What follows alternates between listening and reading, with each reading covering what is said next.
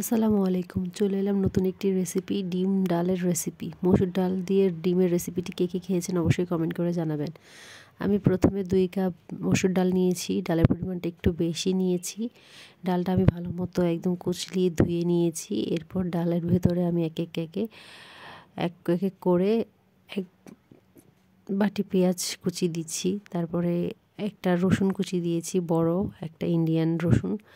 এই রসুনটা কুচিটা দিয়ে দিচ্ছি। এরপর হচ্ছে আমি 1 চামচ লবণ দিব এবং আদা রসুন 1 চামচের মতো দিলেই হয় হালকা। এরপর 1 চামচ ভাজা জিরা গুঁড়াটা দিচ্ছি যাতে ফ্লেভারটা খুব ভালো আসে। এই ডালটা আসলে সবাই রান্না করতে পারে না আমার মনে হয়, ভুনা ডাল আর কি, কিন্তু ডিম দিয়ে।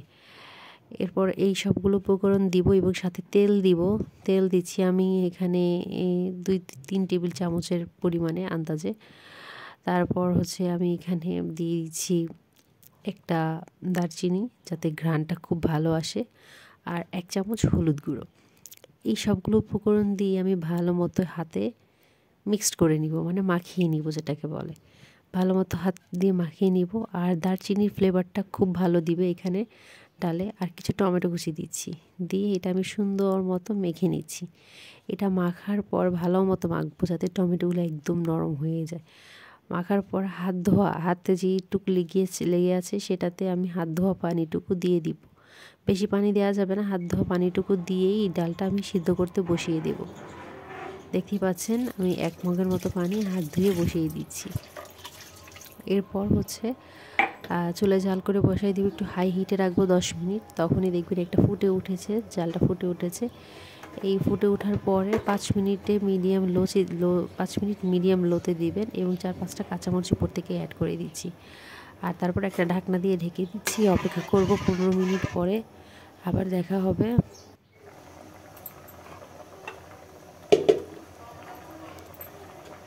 দেখতেই পাচ্ছেন এখন হচ্ছে আমার ডালটা প্রায় ফুটে উঠেছে। এখন আমি হচ্ছে একটা ডিম পেটে নিয়েছি। এটা আমি আস্তে আস্তে স্যুপে যেভাবে আমরা ডিমটা দেই ঠিক ওই রকমভাবেই আমি এই ডিমটা দিব। আর ভালো মতো নাড়া দিতে হবে, কারণ ডিমটা আমি বলেছি একদম ডিম ডাল যেহেতু একদম চাকড়া চাকড়া হয়ে থাকবে, নইলে যদি আমরা না নাড়া দিই তাহলে হচ্ছে দলা পেকে থাকবে।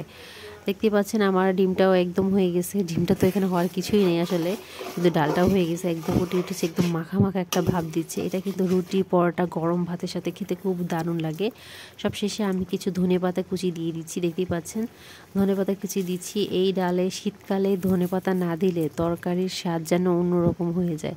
তো অবশ্যই হচ্ছে ধনেপাতাটা অ্যাড করবেন। আর একটু লবণ কম হয়েছিল, চেক করে দেখেছিলাম, তারপর আমি একটু সামান্য লবণ দিয়ে দিয়েছি। লবণ দিয়ে আর একটু ভালো মতো নেড়ে চেড়ে নিয়েছি। এটা হচ্ছে শীতের সকালবেলা রোদে বসে, মিষ্টি মিষ্টি রোদে বসে যদি আপনি রুটি, পরোটা বা গরম ভাতের সাথে খান তাহলে কিন্তু সেই মজাদার এবং খুবই ভালো লাগবে।